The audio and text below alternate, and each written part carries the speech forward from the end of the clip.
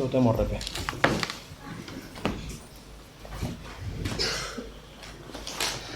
Buenas tardes y bienvenidos al Salón de Grados de la Facultad de Filología.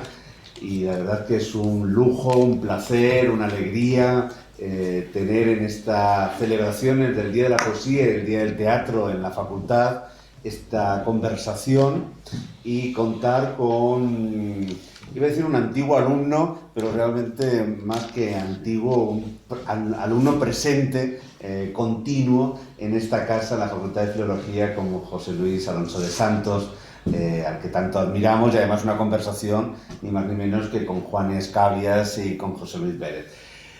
Julio Vélez, perdón. Y la verdad que es un verdadero placer poder tener en estas jornadas, en donde además, en unas jornadas en las que nos gusta siempre esa mezcla de las figuras que han representado y representan no solamente la historia, sino también el presente y han ido marcando las líneas maestras, ya sea de la poesía como del teatro. Ayer tuvimos a María Victoria Atencia, una de las grandes poetas malagueñas españolas, que ha ido marcando desde la generación del 50 la poesía en España, y hoy ni más ni menos que a José Luis, que muchas de sus obras pues, han sido referentes y siguen siendo referentes precisamente de nuestro teatro.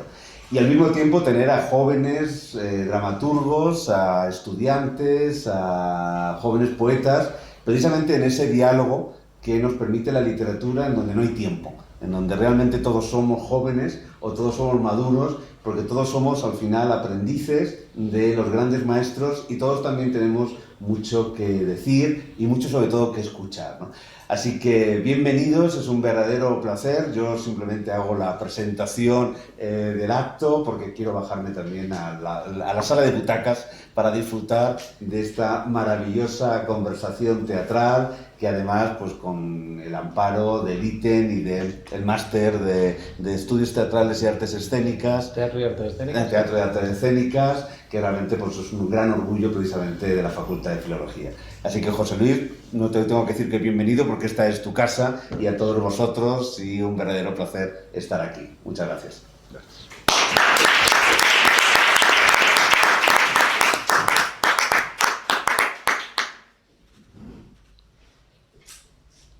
Bueno, es una puñeta hablar después de José Manuel, porque uno siempre diga lo que diga acaba quedando mal. Como el hombre es tan cercano, tan simpático y tan amable, y realmente siente todas las cosas que dice, pues uno al final pues no puede por menos que agradecerle toda esta labor que lleva haciendo magníficamente como vicedecano de Cultura. Es un vicedecano de Cultura que casi es vicerrector de Cultura Internacional, porque es que no para. Es una cosa, a mí, vamos, os recomiendo que le sigáis en las distintas redes, con peligro de que os mareéis, ¿no? Por la cantidad de sitios que viaja, la cantidad de cosas que hace, todo lo que organiza. O sea que muchas gracias por estar aquí y dedicarnos un rato. Es un placer para el ITEM que dirijo, soy Julio Vélez, tener al gran José Luis Alonso de Santos con nosotros. Esto es uno de los grandes hitos de lo que tenemos este año. Lo tenemos gracias, y he de decirlo, gracias a un acuerdo, a un convenio que hemos firmado con la Fundación de la SGAE, que permitió, luego Juana Escabias, Juana nos dará algún detalle más, que permitió que en el primer cuatrimestre tuviéramos a Fermín Cabán, nada menos, y ahora José Luis Alonso de Santos, lo cual nos acerca todavía más al mundo de la escena, al mundo de la literatura dramática, al mundo de la dramaturgia, que es el motor fundamental de este instituto, este pequeño instituto de investigación en estudios teatrales. Personalmente, decir que a mí me da especialmente gusto y placer porque cuando antaño Mari Castaño no había TFGs, había una suerte de trabajos, de algo así. Yo estudié en Salamanca, ¿no? En Salamanca se les ocurrió hacer una especie de tesis de laurea rara, y a mí me la dirigió don Emilio de Miguel, precisamente sobre sobre José Luis Alonso de Santos. Una tesina, un trabajito fatalmente escrito, desastroso, bueno, en fin, tenía todos los errores que uno pudo tener en su momento y que sigue teniendo muchos de ellos, ¿no? Pero me permitió conocer la obra de don José Luis de una manera bastante profunda, y solamente por eso ya uno se siente bien, porque no solamente me permitió conocer las obras que en ese momento eran más conocidas, ¿no? Y todo el mundo conoce, sí, la Estanquera de Vallecas, sí, Bajarse al Moro, las películas de las que se han hecho películas, o sea, las obras de teatro de las que se han hecho películas, que son muchas, sino sus etapas anteriores. Es que sus etapas anteriores son... es un hombre con una actividad dramática gigantesca que abarca semanas. Entonces, no es que tenga épocas, que tiene tendencias que va mezclando en distintos momentos y al final acaba teniendo una especie de conversación constante con una serie de temáticas que nos desgranará Juana y el propio José Luis, que se repiten una tras otra, ¿no? La realidad, las conversaciones con el teatro, el metateatro, desde La sombra del Tenorio, desde Viva el Duque nuestro Rey, o sea, Viva el Duque nuestro Señor, ¿no? O sea, ese tipo de obras, la incorporación de los mitos, pero la incorporación de los mitos en el día a día, ¿no? Que vemos en La Estanquera de Vallecas, que vemos en Bajarse al Moro, son obras fundamentales. El diálogo con la historia, ¿no? Los consejos de San Felipe, por ejemplo, ¿no? Una obra que estrenó majestuosamente los Teatros del Canal en el 12, ¿no?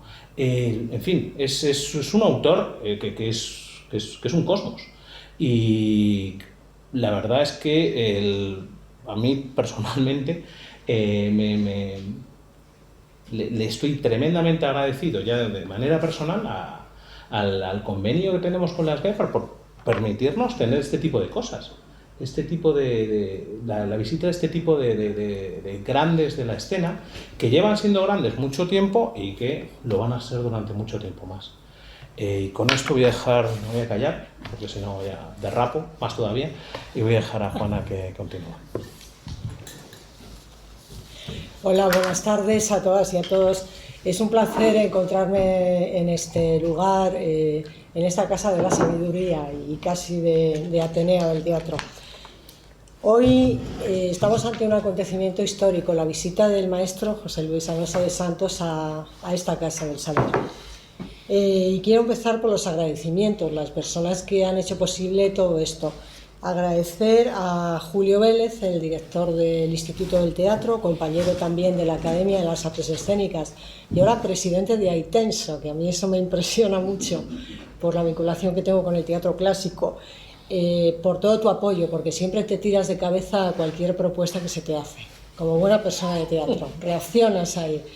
Quiero dar también las gracias a José Manuel Lucía Mejías por todo, por estar siempre en todas partes, como bien define Julio, y apoyar todo también.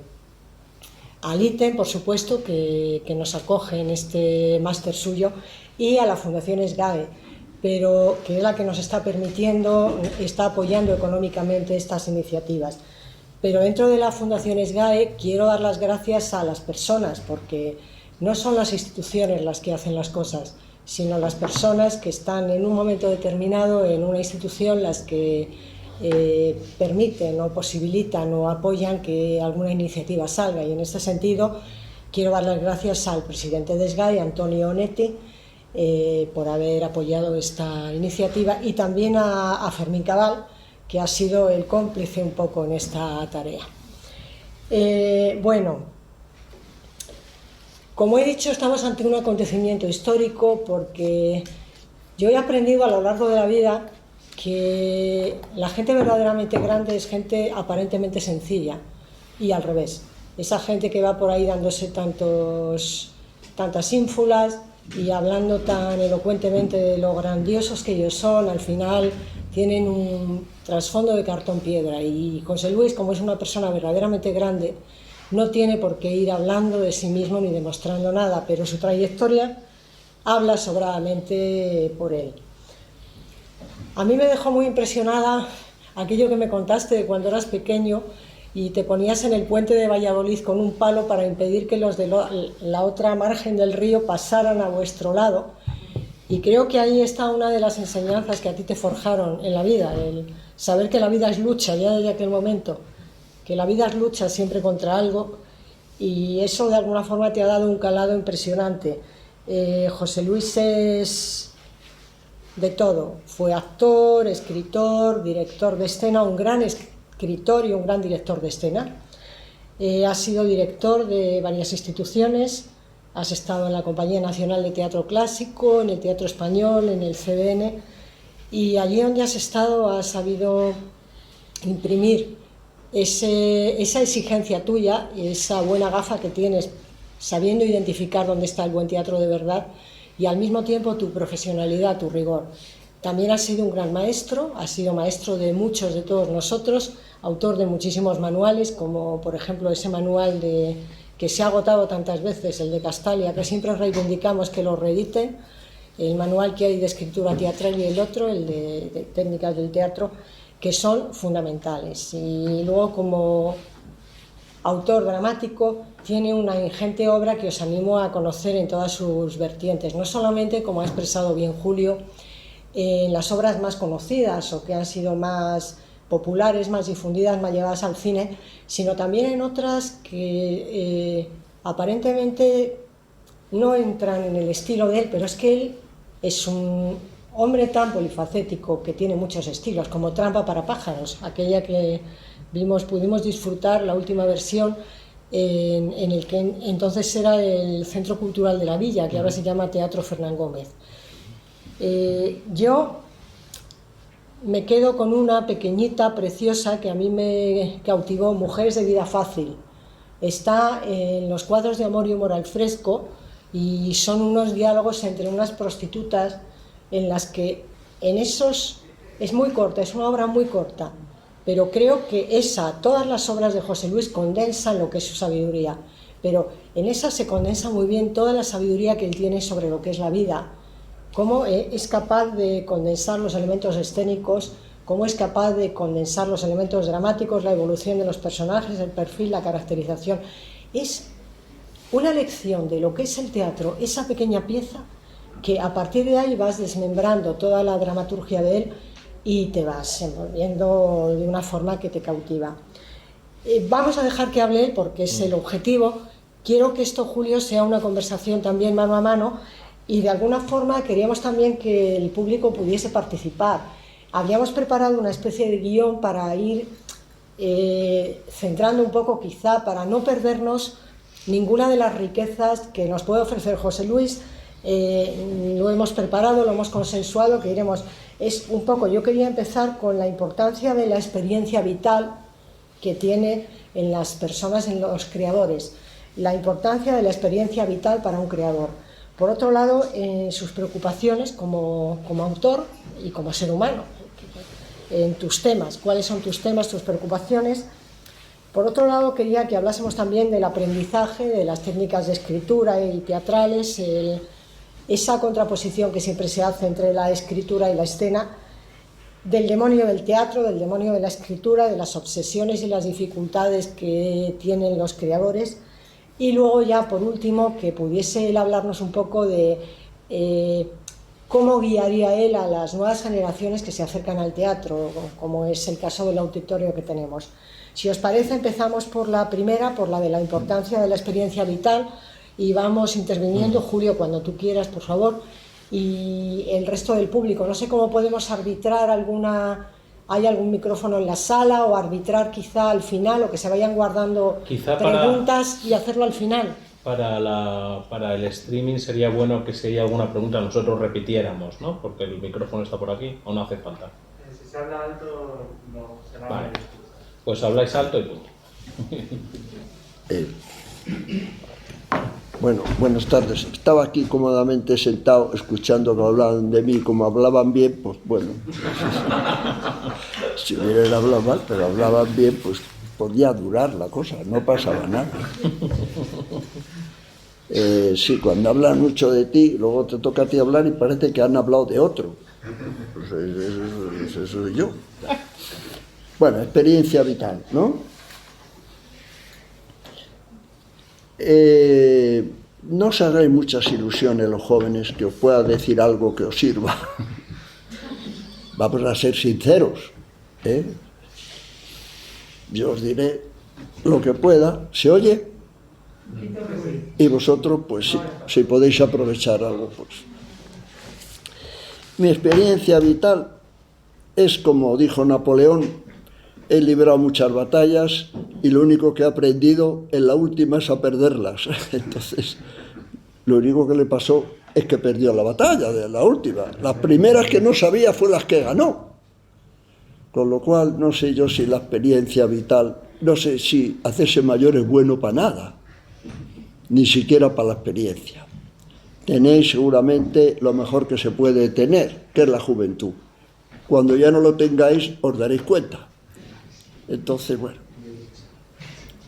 ¿qué he hecho yo toda mi vida? Cuando era como vosotros y estudiaba, y ahora que tengo, ni se sabe los años, o sea, una cosa tremenda, 80 años, o sea, yo antes cuando veía a alguien de 80 años decía, ¡hala! Y ahora soy ala yo. Yo me levanto por la mañana y hago la tarea. Eso es todo. Cada día, da igual. Si es Navidad, si es mi cumpleaños, si me ha ido bien, si me ha ido mal, si estoy enfermo, si estoy sano, si tengo dinero, si triunfo, si gobiernan los que me gustan, si gobiernan los que no me gustan. Yo me levanto y hago la tarea. ¿Cuál es la tarea? Pues la tarea es la tarea. Vosotros sabéis la tarea que hay que hacer. ¿Y qué haces al día siguiente? Pues hago la tarea del día siguiente. Eso es todo. ¿Y eso es todo? Pues sí. Lo único que hay que hacerla todos los días y hay que hacerla lo mejor posible. Porque si te acostumbras, todo en la vida son hábitos, eso que decía nuestro amigo Aristóteles, diremos varios amigos a la fuerza, porque estamos aquí entre gente que sabemos de qué estamos hablando, ¿no? La excelencia es el hábito siempre. Nunca es un momento, nunca es una inspiración, nunca es el momento, el amor o no sé qué, es el hábito. Y el hábito es hacer la tarea, pues hace la tarea. Y si el hábito es intentarlo mejor toda la vida, tenga los años que tengas, con COVID, sin COVID. Yo cuando he tenido el COVID, que también lo he tenido, los escritores también lo tenemos, pues me levantaba y hacía la tarea. ¿Por qué? Porque es que si no, ¿por qué he hecho siempre la tarea? Porque si no me aburro. El problema es que yo, si hablo de mí mismo, si pienso, la gente se va a dar un paseo y dice, ¿y qué haces? Va pensando, y la gente, ¿qué haces? Estoy pensando. Yo, no hay cosa más aburrida en mi vida que pensar en mí mismo. Me parece un rollo patético. Si hay dos letras que he aprendido a desvalorar por aburridas, es la I y la O, que juntas hacen la palabra yo. Y para olvidarse de ese yo, que no nos va a ayudar en nada en la vida y que además es muy poca cosa, una I y una O, lo mejor es hacer la tarea. Vale. Y cuando termines esa, otra, y cuando termines esa, otra, y cuando termines esa, otra, porque la tarea es infinita, afortunadamente, porque somos seres muy pequeños ante una montaña muy grande, muy grande, muy grande, y el que crea que ha subido ya la montaña es que no la ha mirado. Ni la han mirado. Es que yo ya he subido a la montaña, ni la han mirado. Has subido un poquito un escalón, pero no sabes lo que te queda. Y cuando ya hayas subido en cualquier terreno, luego quedan las altas cumbres, donde hay hielo y falta de oxígeno, y te mueres de frío y de enfermedad y de soledad y de todo. Las altas cumbres. La tarea siempre es ir hacia esas altas cumbres, porque para comer tortilla en la ladera de la montaña, pues la verdad es que no tiene mucho mérito. Tiene mérito seguir subiendo la maldita, lejana, complicada, irresoluble y terrible montaña. ¿Y qué es el arte? En mitad de eso. Bueno, pues el arte es, pues como los labradores se levantan y plantan patatas o plantan trigo, yo planto palabras, como dice Juan. Es que dice, es que palabras, pues es que yo me dedico a eso. Si yo no domino un poco las palabras, es como si no domina un poco el trigo un labrador que lo planta todos los años. Es que me dedico a las palabras. Es que cuando los niños eran pequeños alrededor mío en el barrio, ellos leían el tebeo y yo me aprendía las palabras. Yo descubrí que era escritor y los que había a mi alrededor descubrieron que era escritor porque yo me lo aprendía de memoria, las palabras. Y cuando empecé a leer novelas que me gustaban, me las aprendía de memoria. Todas enteras no podía, pero, por ejemplo, a mis hijos les impresiona mucho siempre que yo empiece por los primeros capítulos del Quijote y toda la vida me los he sabido. Pues claro, es que soy escritor, es que me dedico a las palabras, lo cual para muchos es sorprendente. Pero hombre, si me dedico a eso es como los militares a los tanques o a las bombas. Entonces, un escritor, si quieres ser escritor, lo primero es saber que tu material para realizar la tarea todos los días de tu vida son las palabras. Y ahora viene la segunda paradoja. Si no te gusta, ¿cómo vas a dedicar toda tu vida a hurgar en una cosa que no te gusta? Cuando yo me encuentro a alguien y dice, ¡ay, escribir es terrible! Escribir me cuesta, yo no quiero escribir. Yo le digo, pues no escribas. Porque para escribir 1 año o 2 no importa, o una carta a la novia, pero para toda la vida no cojáis oficios o trabajos que no os gusten, porque para toda la vida son terribles. Por Dios, buscar algo que os guste y buscar algo para lo que tengáis cierta facilidad. Eso de que cuanto más difícil mejor, para mí no. Es gustándote mucho, estando todo el día con ello, trabajando sin parar, matándote, y consigues una cosa así de pequeña, así que lo que conseguirás si no te gusta, no te lo quiero ni contar. Que te guste, que estés cómodo con ello, que tengas cierta facilidad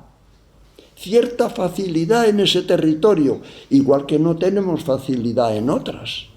Yo hay territorios... porque esa cosa ingenua de creer que porque sabes de algo, sabes de todo, es una broma pesada, ¿no?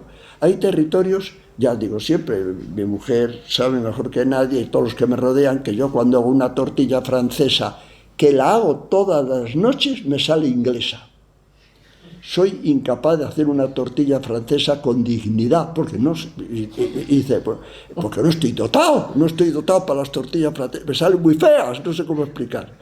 Cuando alguien sabe hacer una tortilla francesa, yo la miro y me quedo pasmado, digo, pero qué bonita, si parece un cuadro.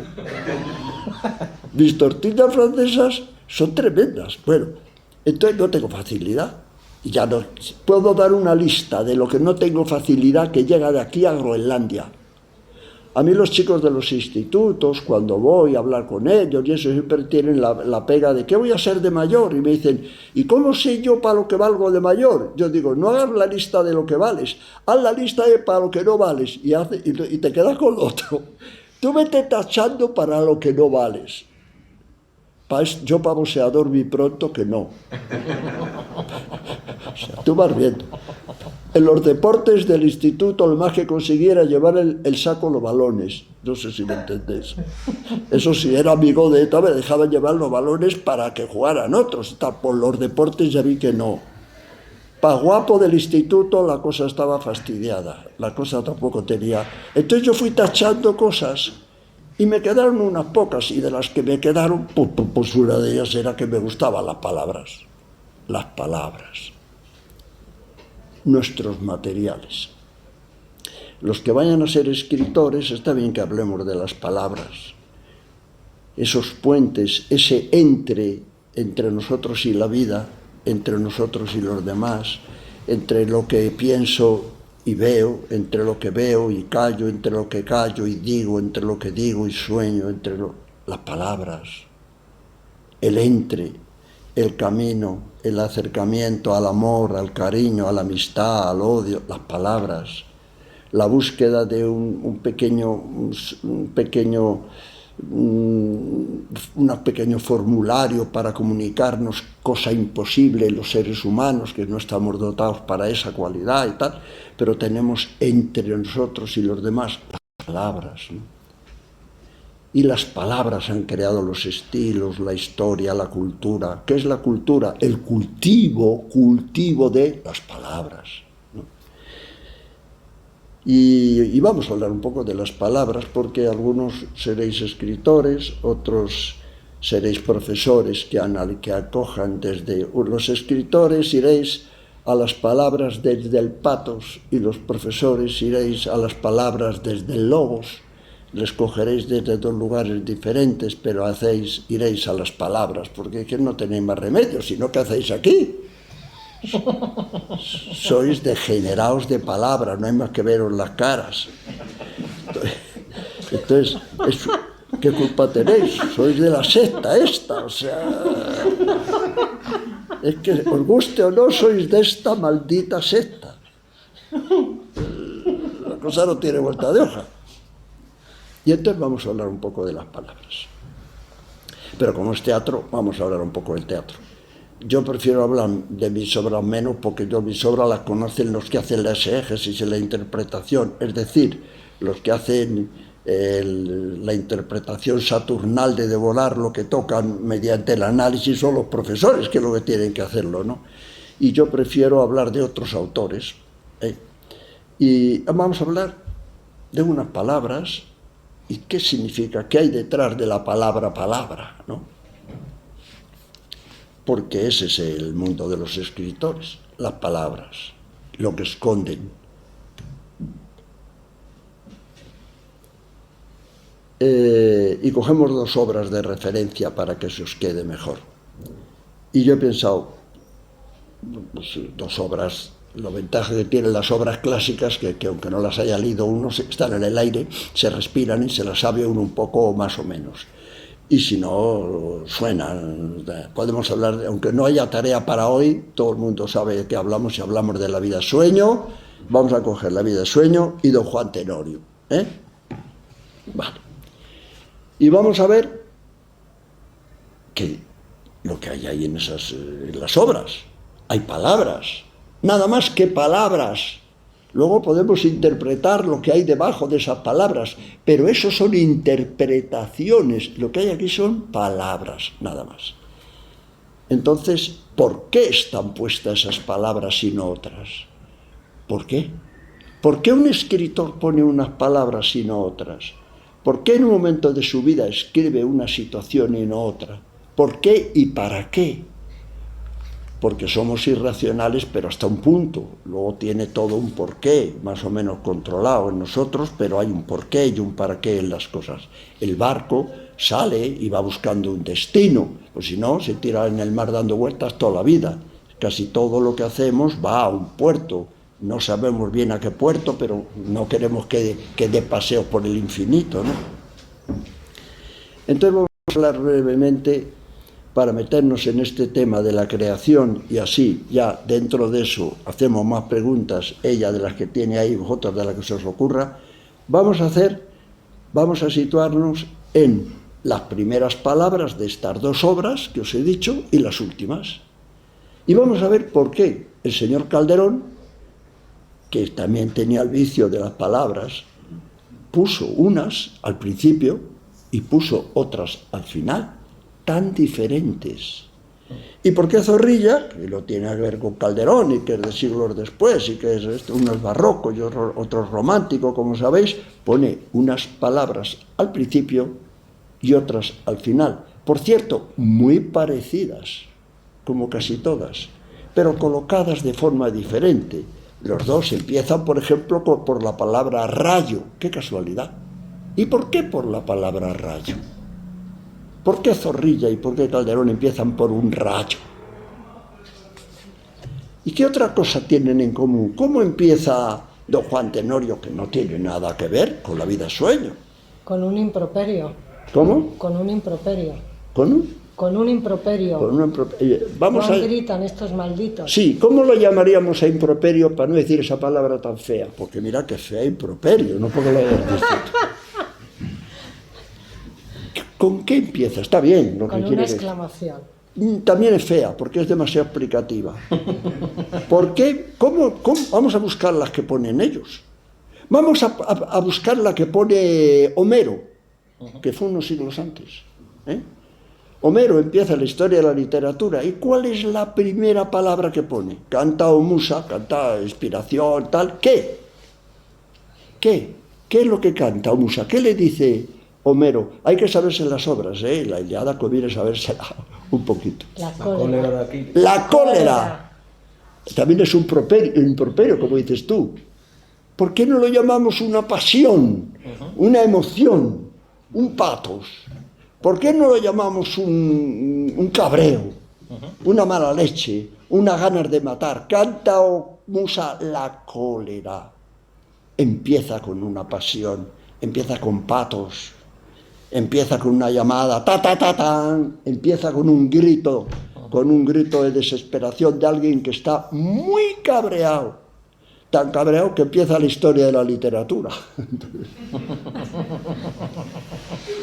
Canta o musa el cabreo de un personaje, la cólera de Aquiles. Vamos a ver cómo empiezan estos. ¿Cómo empieza la vida sueño? Hipogrifo, violento. Violento. A la segunda palabra ya le pone violento. Y le pone hipogrifo. ¿Y por qué le pone hipogrifo? Sabéis que todo el que hace una versión dice hay que quitar hipogrifo porque si no, no lo va a entender nadie. Y es verdad, no lo entiende nadie, pero es que no se puede cambiar hipogrifo.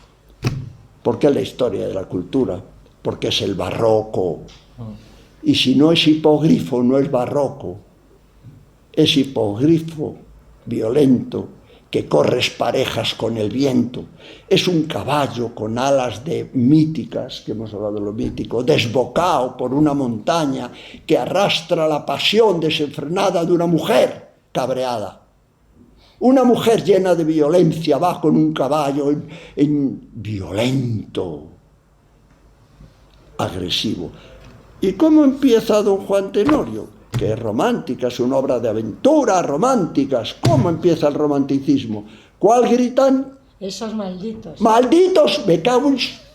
Pero mal rayo me parta.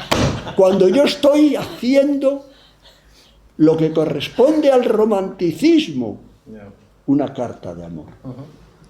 Estoy yo con una carta de amor y están todos estos hijos de puta dando gritos, pues cojo la espada. Claro, si llega el que hace el Don Juan, se pone en plan cursi, dice, Juan, grita, no está, pero no la ridiculez. Es un tío cabreado, porque no le dejan estar con su amor, que es lo romántico.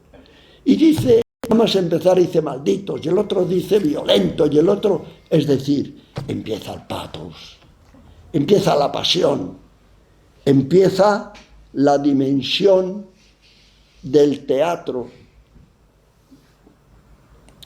En Calderón, para explicar eso, no solo empieza el patos, empieza la alegoría calderoniana de poner imágenes donde no hay imágenes, que es en la pasión desenfrenada de los hombres y las mujeres cuando no encuentran su destino.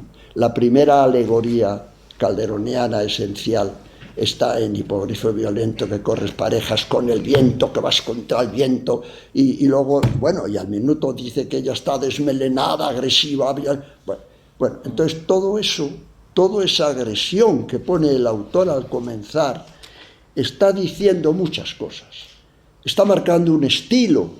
Estoy escribiendo consciente o inconscientemente en el barroco. No solo estoy escribiendo en el barroco, estoy creándolo. Cuando tú hablas de un escritor, es que los escritores tenemos responsabilidades con la cultura, con la lengua, con las palabras, con el estilo, somos responsables, igual que un médico.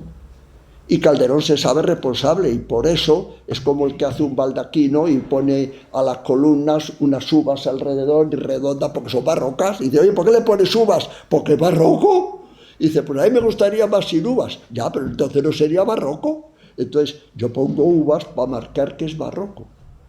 O sea, él marca que está escribiendo desde la contrarreforma en un momento determinado para comunicar unas ideas. Y lo marca como tiene que marcarlo, con un lenguaje situado dentro del estilo, y no se sale del estilo ni una gota. Y dice, porque tiene esa obligación de no salirse, porque los escritores no son libres, como no son libres los pintores, por Dios. Son libres los que no saben. Los que saben que tienen que hacer, es como el que hace un puente, no es libre, tiene que hacerle bien, porque dice, yo hago el puente como quiero, como me sale del alma, a ver qué pasa luego. No se hacen los puentes como te sale del alma, se hacen los puentes como se debe hacer un puente. Esa es la tarea, ¿no? Y dice Calderón, casi nada, dice, hipogrifo violento, que corriste parejas con el viento, donde rayo, ya mete rayo, A ver, el tenorio mete rayo 2 líneas más abajo. Pero nada, vamos a mal empezar. rayo me parta, sí, en concluyendo esta carta. Pero mal rayo me parta. Esto lo mete en la segunda y esto lo mete en la cuarta. ¿Queréis creer que me he leído millones de estudios y ni uno solo de los profesores ha notado esto? Por ejemplo, yo no sé qué leen. Perdonadme. ¿Se copian unos a otros? Pero si es que rayo viene aquí en la línea tercera, ponlo. Bueno. Dice, donde rayo sin llama, pájaro sin matiz, pez sin escama y bruto sin instinto, natural al confuso laberinto. Ya metió la palabra esencial de la alegoría calderoniana, laberinto. Al confuso laberinto de esas desnudas peñas, te desbocas, te arrastras y despeñas. ¿A dónde va el ser humano? A arrastrarse, a despeñarse, a destruirse. Esa es la vida, en el arranque. Y esto todavía no ha llegado a Segismundo. Todavía no ha salido Segismundo. Esta es la otra que llega por allí. Bueno, está creando un lenguaje. Y el otro está creando otro lenguaje, el de aventura romántica por el amor. Y dice, bueno, ¿y todo esto qué tiene que ver? Bueno, estamos en el patos, en el comienzo, en la pasión, en el empuje, en crear un lenguaje, en crear un estilo. Cuando veis una película, cuando leáis una novela y cuando veis una obra de teatro, mirad los 5 primeros minutos y los 5 últimos, que es lo difícil. Lo del medio, yo escribo ahora mismo 40. Lo difícil es los 5 primeros minutos y los 5 últimos. Lo del medio, por Dios. Pero los 5 primeros minutos es la nota que va a desarrollar luego la sinfonía. Y el cierre, vamos a ver cómo cierran los dos.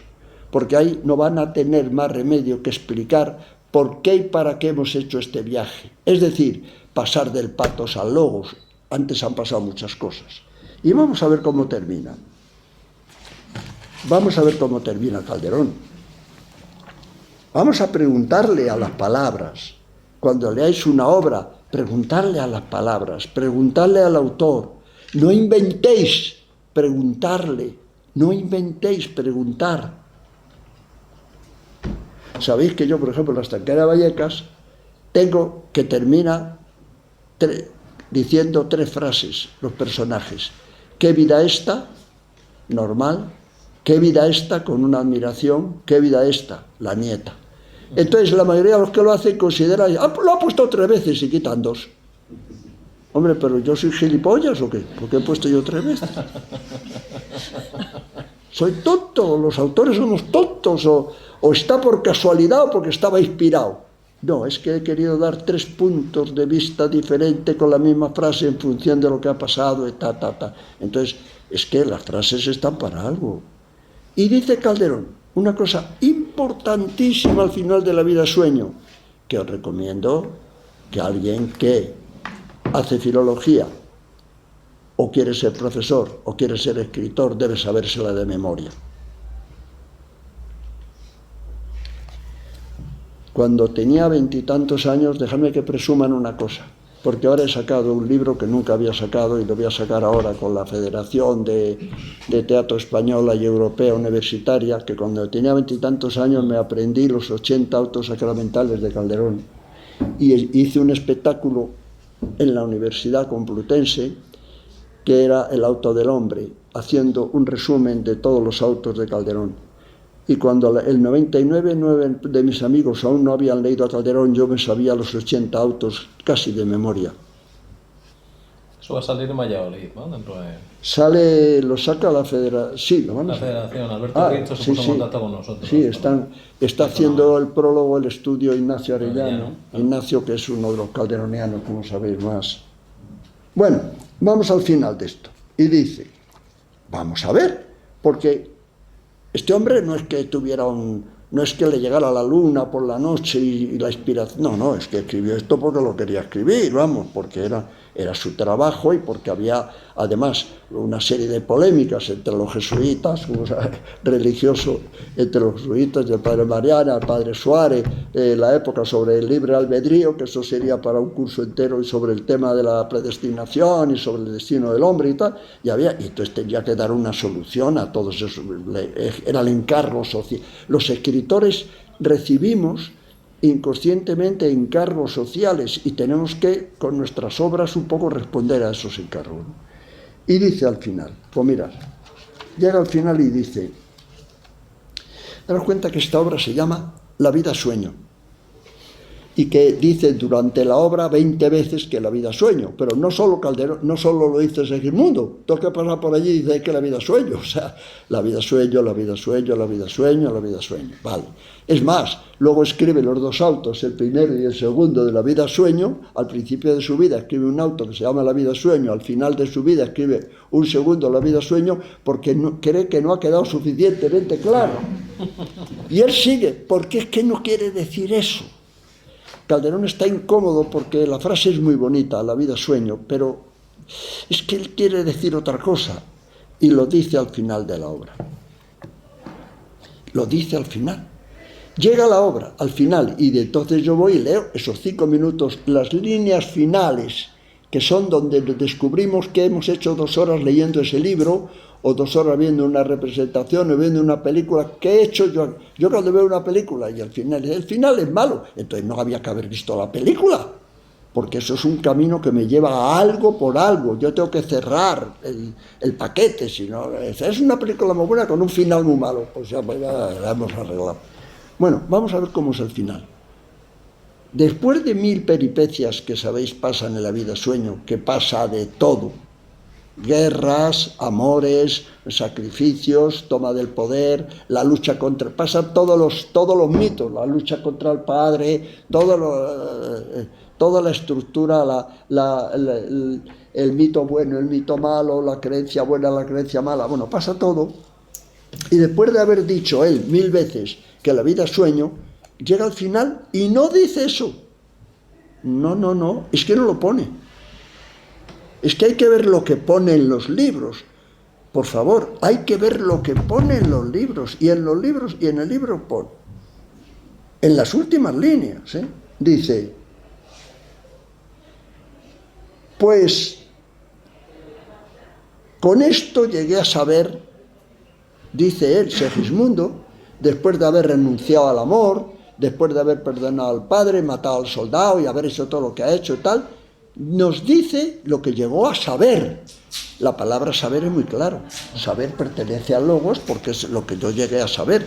Además lo dice ya Segismundo con la razón recobrada, absolutamente. El final de la obra, este es un hombre que se parece, con perdón, a Pedro Sánchez. Habla así igual. Mi hijo lo hacía en Estados Unidos y dice, ¿cómo hago el final? ¿Cómo hago el final? ¿Cómo hago ese monólogo? Digo, piensa en Pedro Sánchez. Lo diría Pedro Sánchez perfecto. La pura racionalidad de lo que me viene bien en ese momento. Ese es el discurso. La racionalidad de lo que le viene bien. Y dice él, y de lo que él ha descubierto que es la vida. Después de pasar por la cueva, por esto, por el amor, por el sufrimiento, por el tal, llegué a saber, y yo la primera vez que leí este libro hace 1000 años, yo os pasará igual, porque los que amamos las palabras llenamos los libros de rayas, de tallas, con lápiz, yo con bolígrafo no, que me da pena, pero yo apunto todo por todos los lados. Y yo, muy joven, apunté aquí, estaba leyéndolo y dice, pues así llegué a saber, y puse yo con lápiz muy grande, ¿qué? Quiero saber lo que llegó a saber. Quiero saber yo lo que llegó a saber Segismundo con esta obra que ha hecho él y que yo he visto.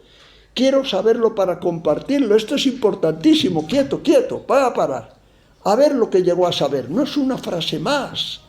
Es lo que llegó a saber. No es la verdad. Es lo que llegó a saber Segismundo. Esto es lo que llegó a saber. Y dice, ¿y cómo lo sabes tú? Yo, pues lo ha dicho Calderón, que está aquí puesto. O sea, el respeto, es que lo ha puesto Calderón y lo ha puesto al final. Llegó a saber, y digo yo, ¿qué llegó a saber? Y dice, bueno, yo no lo sé, y dice que toda dicha humana, en fin, pasa como un sueño. Pumba. Ojo, ya no es la vida sueño, ya es toda dicha humana. Llegué a saber, no puede llegar a decir que llegó a saber que la vida es sueño porque lo iba diciendo desde el principio. Lo que dice es que la parte de la vida, de la dicha, no la de la desdicha, de eso no dice nada. Vamos a ver. La parte de la dicha humana, en fin, esto es el fin, pasa como un sueño. ¿Sabéis cómo se llama eso? Desengaño. ¿Y sabéis lo que significa desengaño? Raya, barroco. Porque el desengaño es la palabra clave del barroco. Te ponen un examen barroco, 2 rayas, desengaño. Pero para que haya desengaño, antes tiene que haber habido, ¿qué? Engaño. Luego lo que hay que dar en la obra es cómo nos engañamos y cómo nos desengañamos. ¿Y qué sucede cuando te desengañas? Y ves por la enfermedad, por la injusticia, por la miseria, por el miedo, que toda dicha humana, en fin, pasa como un sueño. Y si la dicha humana pasa como un sueño, solo queda el desengaño. Y enlaza absolutamente con las teorías de Trento, que está defendiendo lógicamente, y con la estética barroca, que es el arte del desengaño. Lo que empezó contado como patos está terminado como logos, está terminado como un razonamiento. Y vamos a ver lo que hace con todo esto en el final don Juan.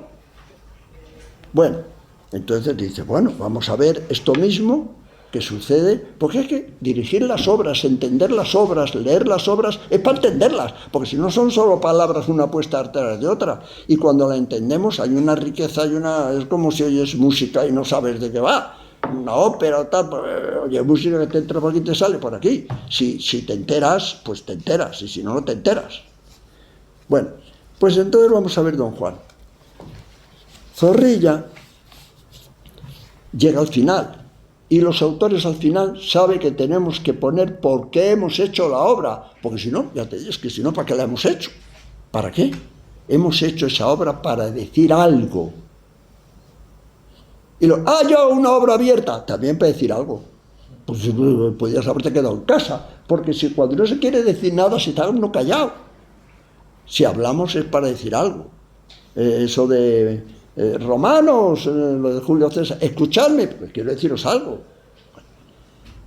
Y, como sabéis bien, el gran descubrimiento, el gran hallazgo de que siempre está contento Zorrilla en todas sus memorias, que he hecho el prólogo yo hace poco a las memorias, a los recuerdos del tiempo viejo y tal, siempre Zorrilla estaba orgulloso de su gran creación, que es Doña Inés, porque por muchas razones es el prototipo del romanticismo español y él asimila ahí muchas cosas muy importantes.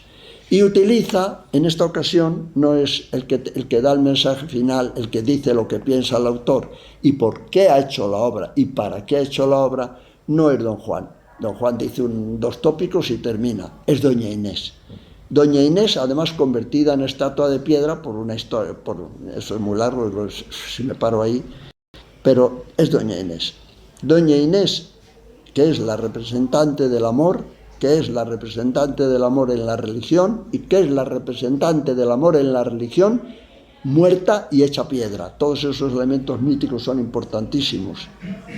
Un día vengo a hablaros solo de la novia de Zorrilla que se llamaba Estela y tenía catalepsia y estaba muerta en una cama y él estaba enamorado y lloraba todas las noches cuando era joven. Pero eso es otra historia. Bueno, entonces, dice doña Inés para terminar la obra, y claro, es la obra más importante, la frase más importante, si lo viera Zorrilla y alguien le quita la frase, dice, pero Es cuando se quitan frases de autor, algunas dan igual, pero a mí me han quitado frases que digo, pero ¿por qué han quitado esa frase de mi obra si era la obra? El tío dice, porque aquí el desengaño es que no hay solución. Toda dicha humana pasa como un sueño y no hay solución. La solución es la religión, el espíritu, la otra vida, etc. Pero para Zorrilla sí, hay una salvación. Y es el romanticismo, porque lo que hace cada uno es ser fiel a su estilo. Y este caminante sobre un mar de nubes de Caspar David, este romántico que está ahí subido, al final es ella la que da el mensaje. Y ella dice que el amor salvó a don Juan al pie de la sepultura. Sencillamente, lo único que nos puede salvar, lo único que te va a salvar, en la dimensión que tú quieras, en la religiosa, en la personal, en la de realización, en la tal, para Zorrilla, que es romántico, es el amor. Por eso dice, para terminar la obra, y por eso pone esa frase y no pone otra, porque esa frase, el amor salvó a don Juan, le salvó por tener amor al pie de la sepultura, que San Agustín ama y lo demás da igual, ¿no? Entonces, es el amor como solución final, y está aquí, en el logos, en la conclusión, y aquí esto otro que está en la conclusión. Bueno, os he hablado de unas palabras y no me quiero extender mucho ahí porque ahora quiero entrar en nuestros terrenos que explican por qué escribimos de una manera, por qué escribimos de otra, por qué empezamos una obra de una manera, por qué terminamos de otra. No por Dios porque se nos ocurre o porque estamos inspirados, sino porque estamos haciendo un puente y ponemos las traviesas que hay que poner para que ese puente sea ese puente. Porque para eso estudia uno y coges la obra y la empiezas y la deshaces y la montas y la desmontas y la rompes y la rehaces, porque estás buscando la estructura lógica del puente para contar lo que quieres contar con los materiales que tú tienes, que tienes que dominar. Igual que si haces las pirámides de Egipto no puedes poner una bola redonda arriba porque no va. Entonces tú tienes que saber lo que estás haciendo, para qué lo estás haciendo, cómo lo estás haciendo y construirlo. No sé si me he ido muy lejos con esto. Volvemos. No, te has ido donde tenías que irte. Bueno. Has cerrado. Sobre eso hemos dado un poquito una idea de lo que hace un escritor, bajo mi punto de vista, de lo que son las palabras, para qué son, de la relación con los estilos, de los personajes y las tramas, de etcétera, etcétera. Y de la tarea esa, que es la tarea de descubrir cómo hacer eso, en cada obra, en cada momento, cómo hacer lo que hay que hacer en ese momento. Cómo quitar lo que sobra, cómo poner lo que falta, cómo desarrollar esa idea, siempre en un terreno que es el terreno del arte, siempre teniendo en cuenta que estamos trabajando con la razón poética, no con la razón logística, que es una razón que tenemos la obligación de sacar las voces que nos piden salir del silencio y que tenemos que crear las imágenes que no existen y que tenemos que hacer esos entres que relacionan fenómenos y que crean nuevas complejidades, ¿no? Bueno, así. Ahora, ¿tú sigues o vosotros me hacéis alguna pregunta de todo esto? El próximo apartado era tus preocupaciones como autor, tus temas, pero las intervenciones... Bueno, no, pero hay una cosa que tal vez sí estaría bien. Mi preocupación es como autor, es verdad que también al margen de esto, que esto es en general, luego en cada momento de la vida, pues evidentemente ahora lo que más me preocupa no es enamorarme y desenamorarme porque tengo 80 años. O sea, ahora no podría escribir pares y nines. Es más, no conviene que vaya por los ensayos a ver pares y nines cuando la remontan, porque lo que yo diría ahora del amor seguramente destruiría esa obra, porque tengo 80 años, o sea. Entonces, cuando Shakespeare escribe Romeo y Julieta y luego escribe La Tempestad, cómo trata el amor en La Tempestad y cómo la trata Romeo y Julieta, o cómo trata la venganza en Hamlet y cómo trata la venganza en La Tempestad, pues es un hombre joven, un hombre mayor. en cada momento de nuestra vida, nuestras vivencias, nuestra salud, nuestra edad, nuestra relación con el pesimismo, la alegría de vivir. Todo esto nos hace pues deslizarnos más hacia un terreno, deslizarnos hacia otro. De Calderón, de la dama duende, evidentemente a partir de cierta edad y de que ya es sacerdote y le reprochan lo anterior y tal, él era imposible que hubiera escrito ya la dama duende, la había escrito muchos años antes. O sea, hay muchos Calderones, tiene una vida muy larga y hay muchos Zorrillas. El Zorrilla es genial, porque el Zorrilla cuando llega un momento que dice, ya no escribo más, pumba, y se pone a hacer otra cosa. Entonces, y luego ya de mayor escribe en prosa, cuando ha estado toda la vida diciendo que él solo escribe en verso, y cuando escribe en prosa escribe mejor que cuando escribía en verso, ¿no?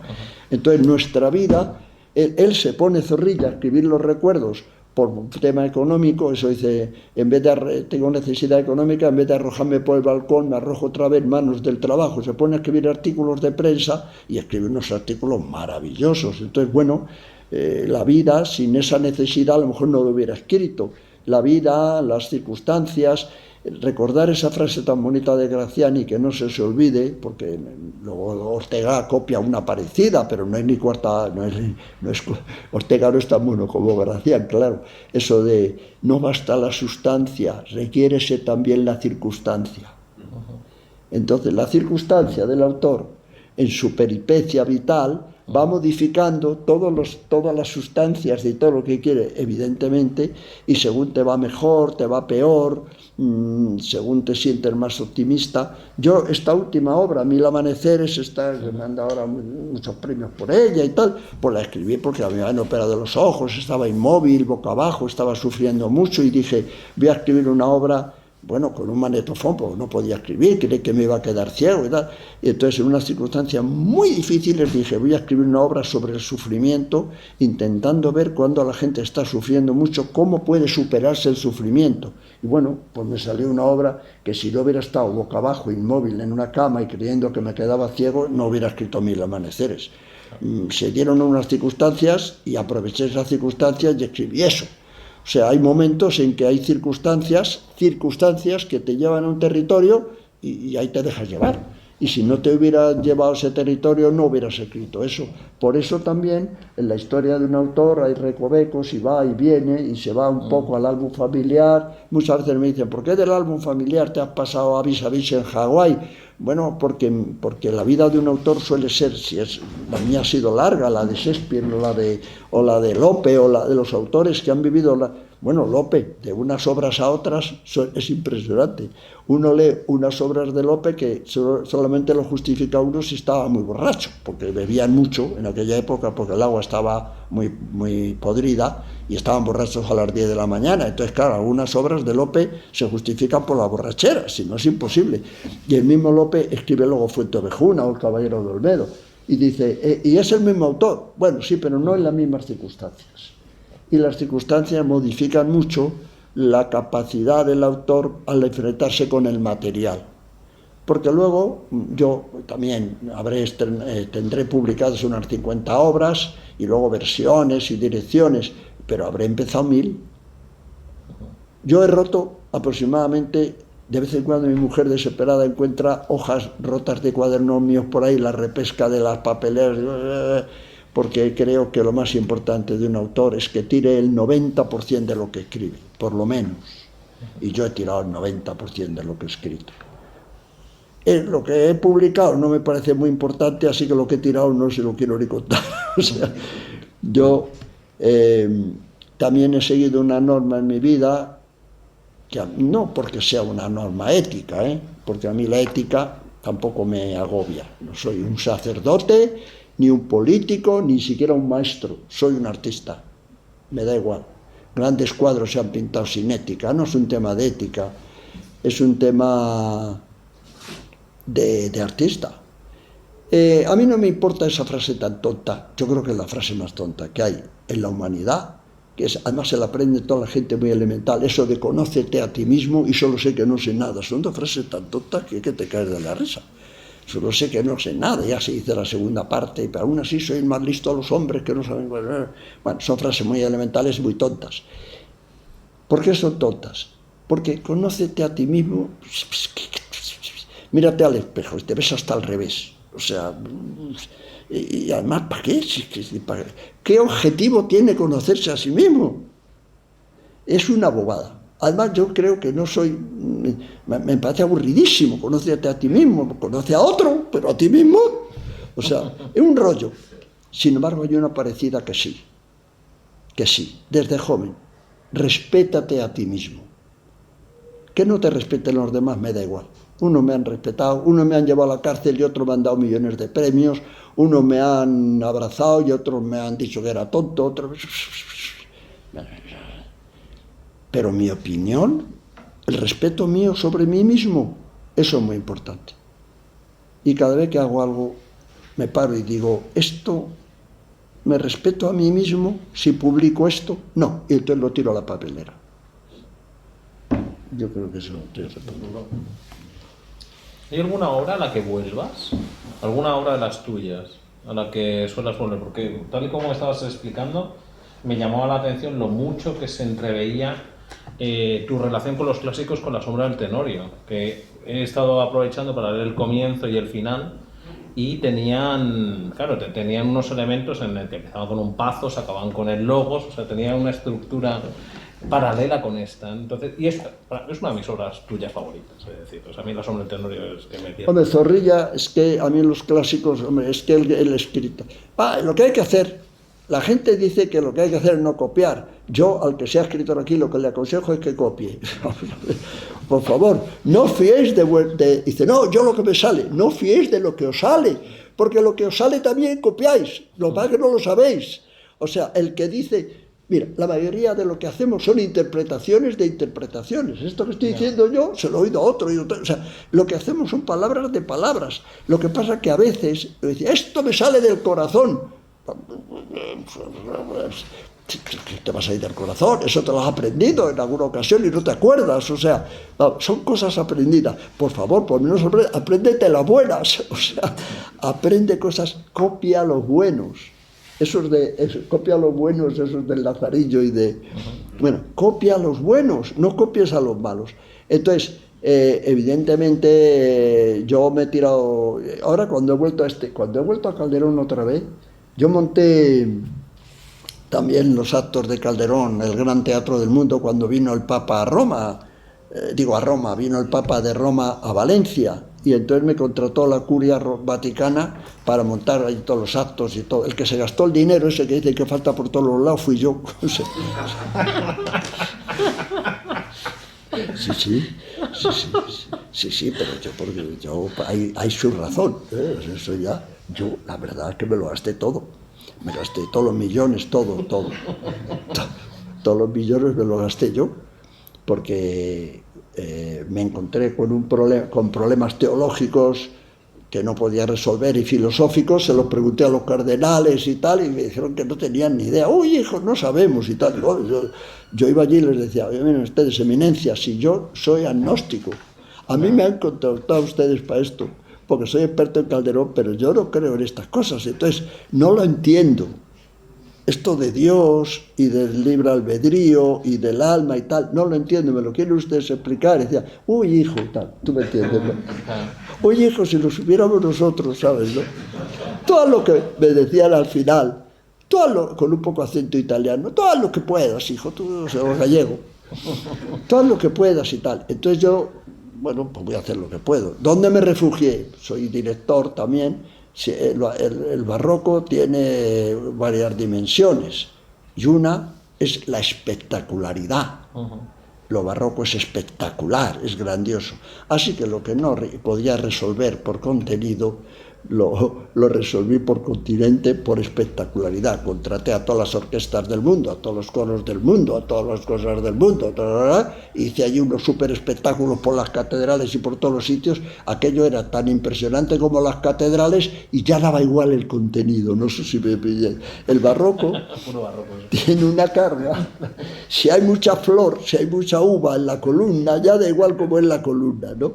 Entonces resolví. Bueno, entonces volví a Calderón, volví una y otra vez a Calderón, porque yo es que Calderón, es que la alegoría calderoniana, esto es para una charla con profesores Es que cuando me meto y me pongo a hablar de Calderón con los que saben de Calderón, madre mía, lo que hay, lo de Calderón, lo de este juego de... Porque la alegoría calderoniana no es un símbolo, no es una metáfora, no, es otra cosa.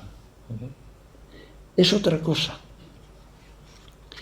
Es la que crea imágenes que unen cosas que no existen. No sé si estamos en un terreno. Es si el poeta no teme a lo irracional, porque para eso es poeta, es encontrar forma a esa irracionalidad. Esa es la alegoría calderoniana. Entonces, nadie ha llegado más lejos que Calderón en ese territorio. Bueno, empieza la obra Hipogrifo violento que corre pareja con el viento, que es un hipogrifo, que es un caballo con alas, y luego ya en la obra no salen caballos con alas ni nada. Claro. Entonces eso es la columna, la barroca, o eso es la catedral, ¿no? o la Semana Santa. ¿Sabes que a Lope no le gustaba nada la palabra hipogrifo? Hay un elemento ahí de meterse con el maestro también. Bueno, Calderón asumió, también estamos ahora en otro terreno, que no hemos llegado a él, el de la recepción.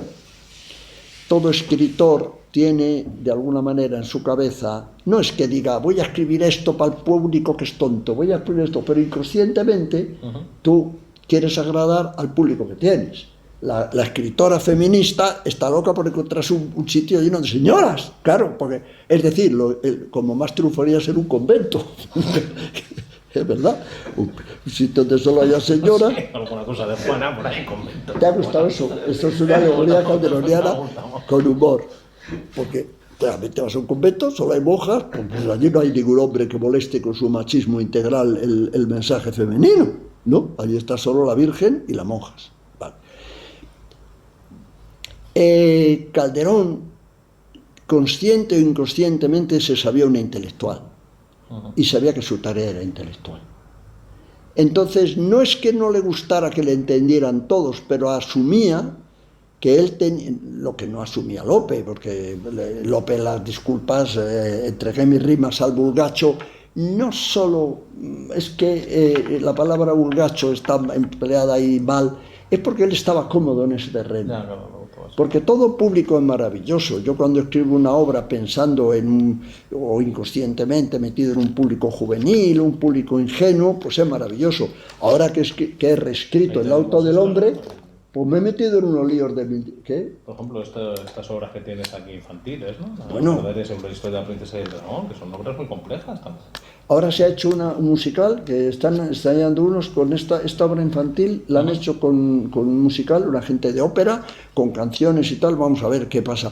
Porque evidentemente detrás de la sencillez del juego hay otra capa. Además se ve también. Bueno, Calderón, vamos a lo de Lope y Calderón. Cada uno asumía en aquella época una zona de... Tú sabes que Cervantes estaba loco porque de contento que leyeran su Quijote en los barcos, o sea, que fuera una obra leída por el que leía y tal. A Calderón, que leyeran esto en los barcos, le daba igual. Vamos a ver. Él era el intelectual de la corte. Es que hay que darse cuenta también el papel que ocupa uno en las sociedades, te colocan. Calderón era el final del siglo de oro. El final. Y Calderón, igual que Zorrilla, esto lo tiene Zorrilla muy bien, cuando llega Zorrilla y escribe Don Juan Tenorio, se acaba el romanticismo. Pero si él nace el mismo año que Caspar David pinta El Caminante, o sea, Zorrilla nace el año que ya en Alemania se acaba está acabando el romanticismo. Y cuando él estrena esto, ya, pero vamos a ver, si es que Zorrilla convive con Valle Inclán y con Galdós, o sea, sí que Zorrilla es un tardío, muy tardío. Entonces él, de alguna manera, tiene conciencia y hace un romanticismo muy manierista, muy recargado. Por eso se le ocurre ese disparate de que se la lleva al huerto, el Don Juan a la chica, la saca del convento, la consigue raptar, consigue toda esa historia. Cuidado si me meto cosas feministas, pero no es mi intención, es Zorrilla, se la lleva de allí, la salta a la tapia, tal, y se la lleva, ¿a dónde? Que es una frase muy típica, muy normal, de un poco machista, se la lleva al huerto. Y la chica sabe que se la están llevando al huerto. Y don Juan se lleva a la chica al huerto, a las 2 de la mañana se la lleva al huerto. Y cuando se ha llevado a doña Inés, que ha saltado la tapia al convento, la ha raptado, se la ha llevado al huerto y tal, cuando ya está con ella en el huerto, con la luna y tal, le habla de lo bien que se respira. Ni que fuera asmática. Pero no le habla una vez, le habla 6 veces. No es verdad, Ángel de Amor, que aquí se respira muy bien. La otra, que ya se había empezado a desnudar y tal, se quedaría cortada. Porque le dice 6 veces que se respira muy bien. Y se pone ecologista. Pero absolutamente. Y en vez de hacerle nada, ni le toca, ni le hace nada. Ella dice, arráncame el corazón, no amame porque te adoro, venga ya a la tarea. Y él dice, se respira, mira al ruiseñor y mira al pescador, a las 4 de la mañana. O sea, el pescador, o sea, se le ha ido la olla. Pero es que eso tiene que ver que es un romanticismo muy tardío, y el romanticismo tardío conecta absolutamente con lo ecologista, que entonces se llamaba la naturaleza. Es ya el romanticismo de la naturaleza. Y entonces él se engancha ahí. Bueno, pues Calderón es que escribe cuando se ha acabado el siglo de oro. Es que es muy tardío. Es que Calderón, cuando está escribiendo, bueno, Descartes ya ha escrito, a ver, Descartes, es que Francia, toda Europa está con la ciencia, y esto está hablando del Concilio de Trento. Es muy tardío, pero es muy culto. Y entonces lo que hace es un barroco muy barroco. Y entonces, claro, López de Vega y los demás aprovechan eso para burlarse un poquito de lo exagerado que es. Y es que es un poquito exagerado. Como todos los movimientos estéticos que al final se hacen muy manieristas porque se copian a sí mismos. Y entonces eso, pero vamos, es maravilloso. En cambio, en tu obra no has llegado tarde a las corrientes, ¿no? Porque has estado en los... O sea, recuerdo, por ejemplo, en Álbum Familiar, que es un texto que a mí me gusta especialmente dentro de tu gran obra, dialoga directamente con Cantor, por ejemplo, ¿no? Con las grandes corrientes de teatro europeo del momento. Cuando estas obras que conocemos todos, de La estanquería de Vallecas y Bajarse al Moro y demás, se meten con una suerte de costumbrismo que no era tan común en el momento, ¿no? O sea, que estabas a la vanguardia más bien de las... Dice Ignacio Arellano que él va a relacionar la influencia calderoniana en mi obra en todas estas obras aparentemente más costumbristas. Ah, no, se entrevé, sí. Eso ya lo han hecho con Bajarse al Moro, por ejemplo. Haces 3 cositas ahí. Porque hay, evidentemente, por ejemplo, bestial. La acentuación, claro. Hay mucho octosílabo y mucho endecasílabo. Bueno, fíjate Cervantes, o sea, empieza el Quijote en un lugar de la Mancha, octosílabo, que es el popular, de cuyo nombre no quiero acordarme, endecasílabo culto. Rápidamente, vete el endecasílabo después del octosílabo. Te quiero decir que esos juegos con el lenguaje los tenemos siempre los escritores, porque el estilo es muy divertido, las palabras... el Wittgenstein, los juegos de palabras son apasionantes. Jugamos con las palabras como los pintores juegan con los colores. El pintor, bueno, las meninas, pues eso, tú miras las meninas y vuelves a mirar las meninas y puedes tirarte toda la vida mirando al espejo, las meninas, la imagen de detrás, la de delante, y luego ya cuando ya no puedes más con las meninas, mira la de Picasso. Entonces, con una vida entera para ver las 2 meninas y la historia de la humanidad reflejada en los espejos no siquiera en lo que está en el cuadro, en lo que no está en el cuadro, en los espejos que salen, el cuadro sale de un espejo que no está y tal. Bueno, entonces, todos esos juegos que los pintores llevan a la pintura, los escritores tenemos que llevarlo. Lo que pasa es que a veces esto de la sencillez...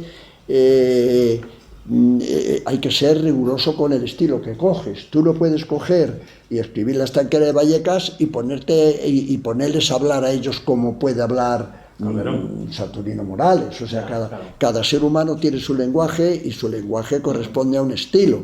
Entonces yo, si estoy pintando en ese estilo, me conciencio y digo no. Pero vamos, yo me conciencio, como te diría, jamás pongo una palabra que pueda confundir un pie al actor que contesta. Eso te puede parecer una tontería, pero la gente no sabe eso.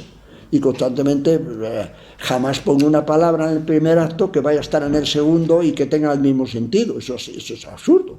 Jamás dice un personaje en la primera parte algo que va a decir en la segunda y no tiene una evolución. O sea, todo tiene un juego muy complicado. Lo que pasa es que los autores tenemos que hacer que no se vea la paloma en el sombrero. Ya. Y tiene que parecer escrito así. Esto lo ha escrito una noche. Sí, has escrito una noche. Es tan difícil escribir La estanquera de Vallecas como el álbum familiar, perdóname. Ahora, aunque también corresponde a las circunstancias. Yo escribí el álbum familiar y correspondía a un momento de mi vida, de una búsqueda que estaba haciendo. Pero, por ejemplo, ¿por qué escribí La estanquera? Porque a mí me ha interesado muchísimo siempre el público. La gente, los autores y los escritores que dicen, a mí me da igual el público, yo escribo para mí, me parecen unos degenerados, porque yo si me tengo que leer mis obras para corregirlas, sufro. Odio mis obras, leerlas y verlas, o sea, Dios mío, ya las he terminado. A alguien que le guste sus obras y que le guste leerlas o verlas, yo me parece tremendo. Entonces, yo hago las cosas para el público, pues claro, como un cocinero para dice, ¿tú guisas para que se lo coman los demás? Pues sí, no me lo voy a comer yo, o sea, no tengo interés. Y entonces, claro que la reacción de los demás influye. Yo había hecho una obra mía que era del Laberinto al 30, que ahora la está haciendo una compañía y se ha empeñado de Murcia y se ha empeñado en que vaya a verla y no quiero ir a verla porque no quiero recordar eso. Y yo, esa obra del Laberinto al 30 era muy rara, muy moderna y muy especial. Y yo no la dirigí, la dirigió otro que era más moderno aún que yo y que cogió y la hizo súper moderna y súper hiperrealista y súper de vanguardia y tal. Bueno. Y trabajaba Margarita Piñero, mi mujer, que estaba guapísima. Pero que perdona que diga esto, pero es que esa obra se estrenó en los años 80 en la plena movida madrileña, claro. Y el que hizo toda la escenografía bueno, era la movida. Fue el arquitecto de la Vía Láctea. Sí, sí. O sea, ese fue el escenógrafo. ¿Qué va a ser? Pues una cosa súper moderna. Bueno, era muy moderno. Y yo, que me parecían los cambios mal, el que hacía uno de los 3 papeles se puso malo 2 días antes con hepatitis. Y estaban desesperados, porque el teatro siempre son esas desesperaciones, y vino el director, que yo le odiaba porque no me gustaba el montaje, y dijo, hazlo tú, por favor. Y me tocó hacer el papel de un montaje que no me gustaba. Entonces era tremendo, porque tuve que salir cada día, y tuvimos mucho éxito, y funcionaba muy bien, pero me tocaba cada día salir de actor, hacer un papel con un montaje que no me gustaba de una obra mía que había traicionado. No sé. No sé si me entiendes. Yo, según decía el texto, decía, le mataría.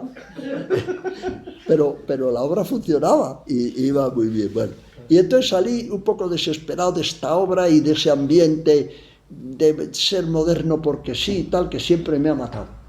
No soy yo de ese, prefiero ir de antiguo. Es que además soy antiguo. Me gusta Calderón. Entonces, llevamos esa obra en una gira a un pueblo, a muchos. Y un día estábamos haciendo esa obra en una plaza de un pueblo, de estas cosas tremendas del teatro popular, a las 12 de la mañana, que pasaban los niños, los coches, todo el mundo por allí, y nosotros en mitad de la plaza haciendo esta obra, y era un despropósito. O sea, yo estaba viendo la obra, ella ya no la hacía yo, estaba viéndola desde abajo y dando la luz o algo así, y estaba diciendo, esto es absurdo. ¿Por qué vengo yo a hacer a esta gente tan sencilla y tan maja una obra que les humilla, que no les gusta nada y que, bueno, la están viendo como ve mucha gente de hoy, mucho teatro, porque no hay más remedio y cuando termina se va, ¿no? Y dije, voy a hacer una que les guste a estos de este pueblo. Pero no solo a estos de este pueblo, pensé, voy a hacer una que le guste a mi madre. Porque si yo hago teatro y no le gusta a mi madre, ¿para qué hago yo teatro? Y hice La estanquera Vallecas para que le gustara a mi madre. ¿Sabes? Porque también es muy respetable mi madre, entre otras razones, porque era mi madre. José Luis, has tocado un tema que estaba un poco previsto en las preocupaciones que teníamos. El divorcio entre la escritura y la escena, y también la necesidad de coexistencia.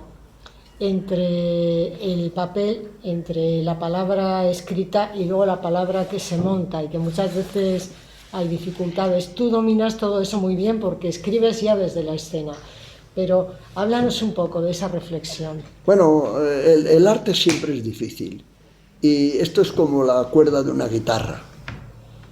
Si no la tensas, no suena, y si la tensas mucho, se rompe.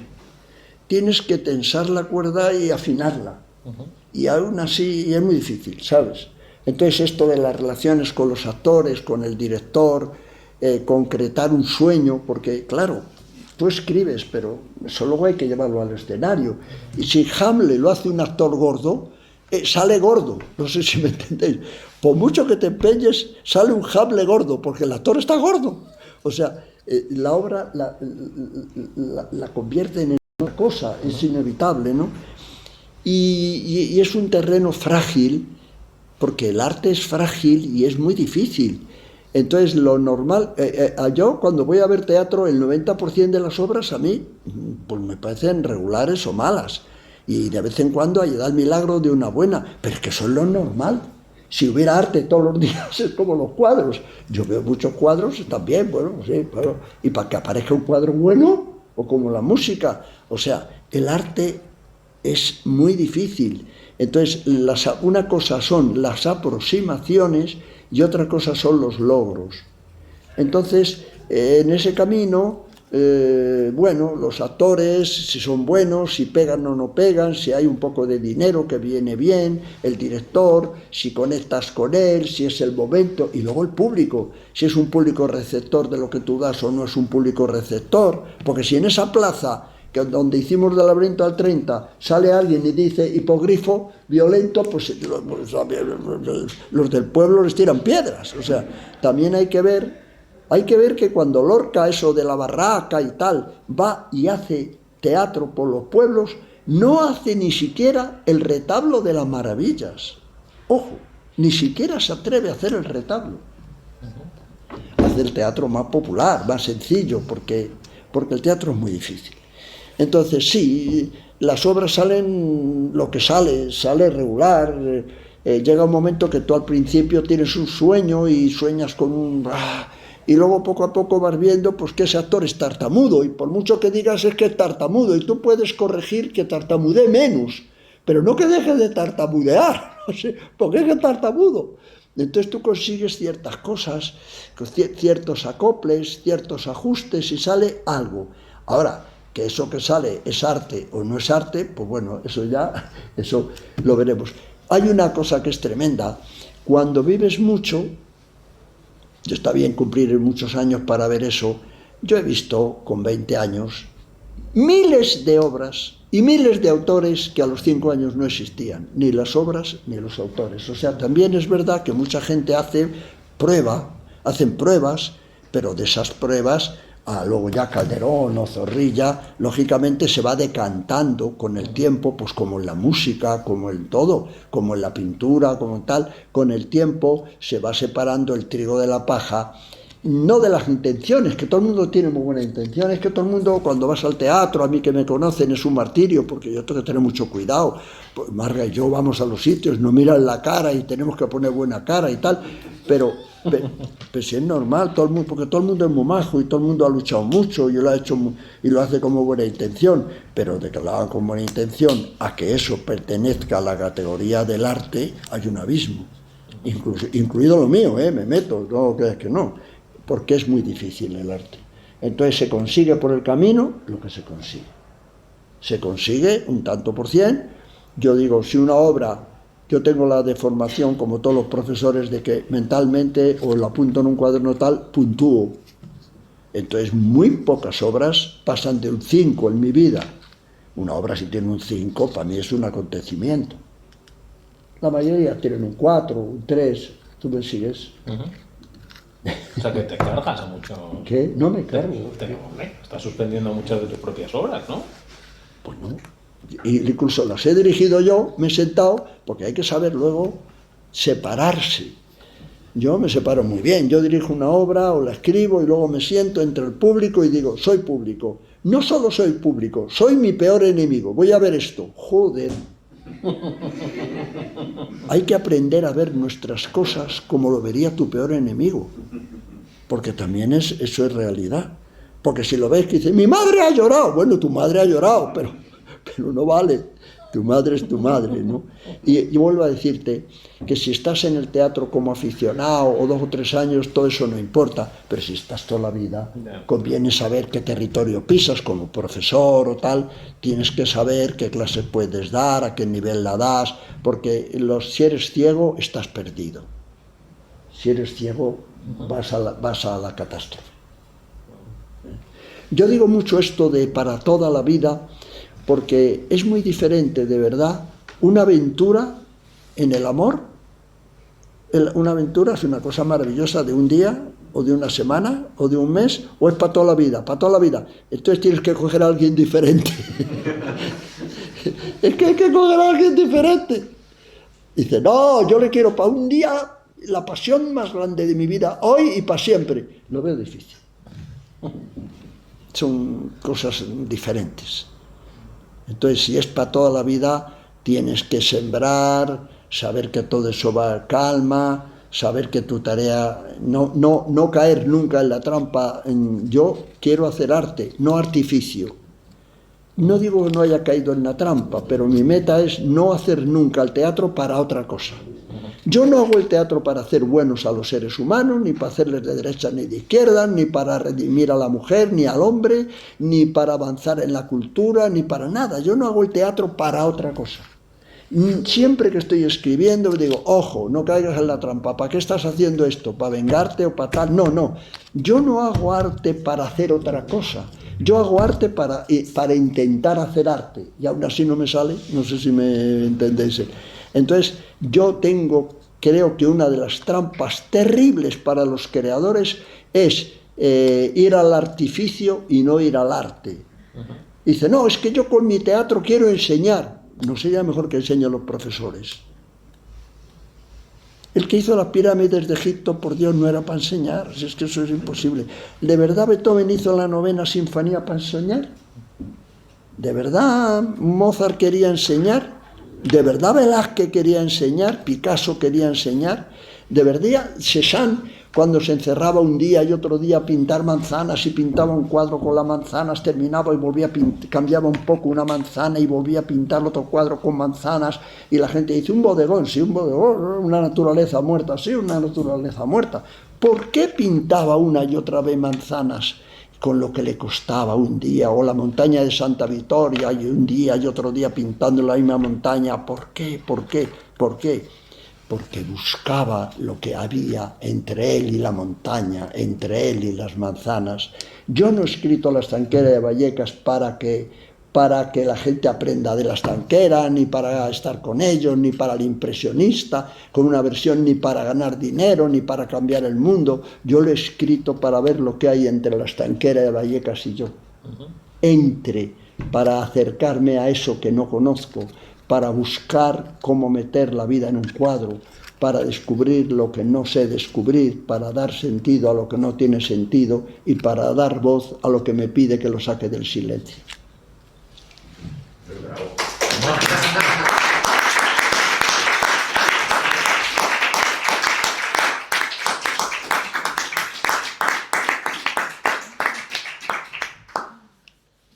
Quizás es el momento de abrir un poco al público. No sé si hay alguna pregunta, alguna duda, que podamos tener, comentarios, sugerencias, censuras. Bueno, yo más que una duda, más que un comentario, es un agradecimiento total, porque, digamos, has dado a José Luis una lección de vida, además en estas aulas que estamos tan necesitados de traer la vida. La verdad que todo lo que nos ha contado, creo que los estudiantes lo han disfrutado enorme, pero los que ya no somos estudiantes, pero lo somos, digamos, no lo somos por no estar en el otro lado del aula, pero seguimos siendo estudiantes de la vida. Ese canto al arte en un momento en el que el entretenimiento y el artificio se ha convertido casi en un ser supremo al que todos, digamos, adoran, ¿no? Esa tarea con la que empezabas a hablarnos, ¿no? Y la importancia de la palabra, yo creo que bueno, nos has llenado de un, no sé cómo decirlo, de vida, de ganas, y sobre todo de respeto a la profesión. Es decir, que eso me parece que es algo tan importante que no perdamos nunca desde ningún ámbito, ¿no? Así que muchísimas gracias, la verdad. Gracias. Yo, si no hay preguntas, para que no, por aquello de llenar el miedo al vacío que decía Peter Brook, te quiero preguntar muy brevemente, para bajar un poco el nivel de poesía que has hecho. Háblanos de la cárcel, de todas estas veces que vas a la cárcel, ese público que encuentras tú en la cárcel, cuando has hecho tu teatro en la cárcel. ¿Tienes una predilección por el público ahora tengo carcelario? que ir a otra... Es que... Bueno, los seres humanos somos maravillosos, ¿no? Los presos se creen que yo he aprendido todo de las obras en las cárceles. Creen que soy como ellos. Creen que Emilio Salgari escribía historias de piratas y no había salido nunca de su casa, porque los piratas están cojos, tuertos y no escriben historias, ¿no? Pero la gente creía que Emilio Salgari nunca fue pirata. Yo no he fumado nunca ni cigarros normales para fumar porros. Pero ellos creen que ellos creen, cuando voy a las cárceles, la Estanquera Vallecas, Bajarse al Moro, todo, que yo soy de ellos. Y les encanta. Y me piden en todas las cárceles. Y cuando cambia alguno de cárcel, va y lo dice. Y me han llevado a sitios de los más peligrosos. Y ya, tenían ustedes que ver las charlas que yo doy a los presos peligrosos en las cárceles. No son estas. Yo he aprendido que lo que les interesa es cómo planear para que no les pillen la vez siguiente. O sea, a ver si me entienden.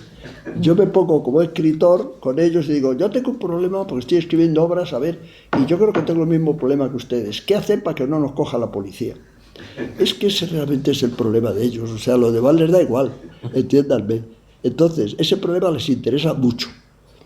¿Cómo todos cometen torpezas terribles cuando no querían cometerlas? ¿Por qué los seres humanos cometemos torpezas? Y eso ya empieza el personaje. Y si les metes por ahí, sí, porque yo no tenía que haber hecho, entonces ellos están encantados hablando. Claro, si les hablo de Calderón, no, pero les hablo... Y entonces, bueno, creen que yo soy un personaje sacado de la Estanquera y sacado de mis obras cortas, Bueno, ellos, han hecho mis obras cortas en todas las cárceles del mundo sin parar. Y me ven absolutamente... Les decepciona un poco la pinta. Hombre, yo suelo ir no demasiado bien vestido, pero cuando voy a las cárceles voy a un poco peor todavía, o sea, para que no me separen mucho de ellos. Y luego ya me dice el director que si quiere que entre cuando son peligrosos, alguien, el guardián conmigo tal, digo, no, verás, si estos son colegas míos y tal. Y entro allí, ¿qué pasa, hombre, tío? Y tal. Entonces ellos creen que soy recién sacado de la Estanquera Vallecas. Entonces tengo esa cosa. Y bueno, el que yo en el arte solo me preocupe el arte no quiere decir que en la vida no tenga mala conciencia de ciudadano que vive bien en un mundo terrible y tengo mi conciencia que hacer actos humanitarios, ¿sabes? Entonces voy a las cárceles y eso por hacer actos humanitarios. Me da por, bueno, eso lo puedo hacer y voy. No creo que sirva mucho, pero... Ahora estaría bueno que nos dijeras, es el Papa. Sí, es aquí de la cárcel.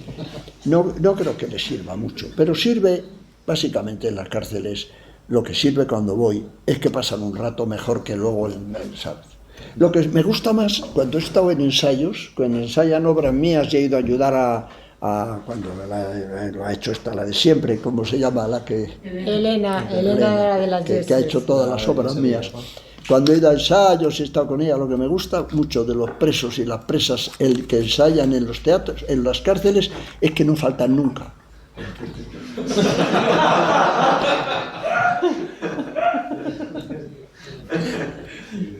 Jamás faltan a un ensayo. Son los únicos actores que he visto formales. Van todos los días, ¿no?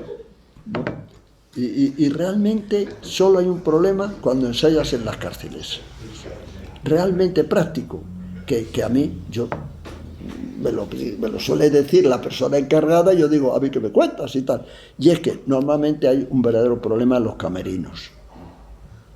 Yo, como ustedes comprenderán, no sé si me siguen, porque intervienen en las obras mujeres y hombres.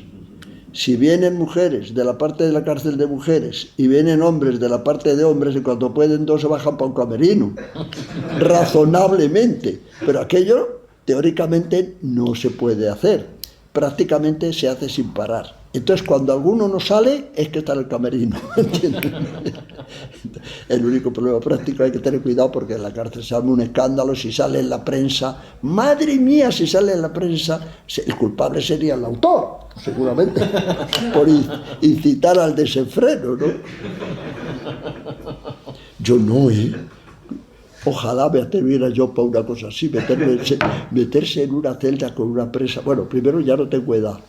Desde hace por lo menos 30 años que ya no tengo edad. Y segundo, no me atrevería a algo así, Dios mío. Bueno, más cosas. Sí, también pueden ser cosas que no sean muy de arte, pueden ser de la vida normal. Ok, de la vida normal, pregunto. Pregunta de la vida. Me quedó sonando mucho esto de hacer la tarea todos los días. Y me preguntaba si usted algún día se levantó y no quería hacer la tarea. Si usted algún día se levantó y no quería hacer la tarea de escribir, si hubo un momento en que dijo, no, hoy no es, hoy no puedo, un momento de su vida. Bueno, vamos a pensar, vamos a pensar tú y yo. Me levanto, o tú te levantas. Hoy no puedo, no hago la tarea. Yo me levanto a las 6:15, ya he desayunado, 6:30. Hoy no hago la tarea. ¿Qué hago? ¿Me pongo a ver la tele? ¿Hasta por la noche? ¿Qué hago? Sé que la tarea es muy entretenida. La tarea es muy entretenida. Y cuando una tarea te aburre, porque no pasa nada, guárdalo y empieza con otra. ¿Me comprendes? Hay obras, eso que dices tú, que he cogido, he dicho, una las he roto y tal, todas las meto en una carpeta, ya las sacaré. Yo ahora mismo tengo muchas tareas, algunas te sorprendería. Yo me he tirado un año ahora con Voltaire, porque me ha dado un ramalazo Voltaire, y dice, ¿para qué? Para nada, porque quería estudiar, porque en algún momento me salté a Voltaire. Me le había leído el Cándido y 2 o 3 cosas, pero no había leído a Voltaire en profundidad y tenía interés y no sé por qué un día leí una frase y dije, Voltaire, esto tengo una deuda con él. Pues me he tirado, bueno, una de las tareas, las tengo ordenadas, Voltaire, y volví a Voltaire, pum, pum, pum, pum. Y al principio no le descubres el punto. ¿Y dónde está el punto? Me dice... Nuestra hija es profesora ahora, termina el doctorado y da clase en una universidad en Estados Unidos, y ella necesita un autor para por las noches dormirse que esté bien, pero que no muy bien, porque tú no le dejas dormir. No sé si me entiendes. Esto es lo de nosotros, que estamos locos. Y dice, papá, dame y yo le voy dando, y dices que o son demasiado malos o son entretenidos y no te dejan. Bueno, y le dije, bueno, tal vez y le di una que yo siempre me la he saltado, porque es imposible todo. Emilia Pardo Bazán. Y me ha dicho, no sabe lo que me ha pasado, papá. Estoy entusiasmada con Emilia Pardo Bazán. O sea, es que luego cuando empiezas a leerlas y a descubrirlas y a hacer la tarea, te enamoras. Yo toco un laúd. Y hay montones de ratos que me pongo a tocar canciones de que yo sabía de canciones, otras que no puedo casi tocar porque son muy complicadas para mí, pero vuelvo a la tarea. O sea, cuando no hay esta y esta, pero tú seguro que tienes 1000 tareas. Bueno, pues está una tarea, otra tarea. Pero si es que las tareas ayudan a vivir. Ayudan a vivir. Haced lo que sea, pero no penséis en vosotros mismos, por Dios. Y dice, si tengo un problema, pues tampoco, no pienses en el problema. Tú no eres un personaje. Los personajes les pasan esas cosas y por eso son personajes, que piensan mucho y dicen mucho y tal. Tú no, tú haz la tarea. ¿Y cómo? Como lo hace un labrador. El labrador se levanta por la mañana y va a sus tierras. Cuando hay que sembrar, siembra. Cuando hay que quitar la tierra, no sé qué, tal. Cuando hay que hacer las piedras, tal. Y siempre tiene algo que hacer. Y el domingo va a dar una vuelta por allí a ver cómo están las tierras. Porque el labrador. Y el que no, dice, no, yo no quiero ir a la tierra. Es que no es labrador. O sea, tú te acostumbras a hacer la tarea. Te diré una cosa para completar esta. Yo no ejerzo. Porque si ejerciera yo cuando era joven estudié en todas las facultades aquí, y estudié filosofía aquí, pero también estudié psicología. Y soy psicólogo y trabajé en un psiquiátrico al principio de mi vida y tal. Y te digo como psicólogo, bueno, soy psicólogo, yo aprendí todo. Me apunté a todas las facultades, estudié todo y aprendí de todo un poco y de nada nada. O sea, no creas tú que... Pero sé lo suficiente como psicólogo para decirte que si quieres tener una vida sana, por Dios, no te acuerdes de ti mismo. Nada más que cuando estés muy mal o tengas fiebre, porque es remedio. No te acuerdes de ti mismo. Borra la palabra yo mismo, borra la palabra yo, lo que yo siento, lo que yo, es que yo, porque yo me merezco, porque yo, todo en mí mismo, no, me voy a poner a pensar, a ver qué hago. No, no pienses. Solo piensan los seres que no piensan. Gracias. Vaya perla, ¿no? Es excesiva esa. esa peligrosa. Nos ha dejado. Muy bien. Veo mucha timidez en el patio de butacas entre el respetable, como podríamos decir en términos... Nadie quiere hacer ninguna De intervención. todas maneras, quizá ya estábamos frisando las 8. Sí. Eso es un poquito, es un Porque poco tarde. si no, entonces Julio y yo podemos clausurar un poco lo que Sí, tú yo creo quieras. que podríamos ya medio cerrar el acto. Además, tampoco vamos a mejorar de ninguna de las maneras esta última frase memorable y lapidaria del gran maestro José Sí, Luis me Alfonso ha dejado Santos. inquieto. O sea, yo no sé si voy a poder conciliar el sueño esta noche. Me ha dejado inquieto, Pero sí. bueno, nuestra tarea será intentar dormir, descansar y mañana dedicarnos a las tareas que nos corresponden a todos. Y en este caso la que nos corresponde ahora es agradecerle al gran José Luis el que nos acompañe esta tarde para cerrar este evento dentro de la semana del terror y la poesía que podemos tener gracias a la colaboración de grandes como don José Luis, que ha venido con nosotros y nos ha hecho pasar un par de horas tremendamente memorables. Muchísimas gracias de corazón. Gracias.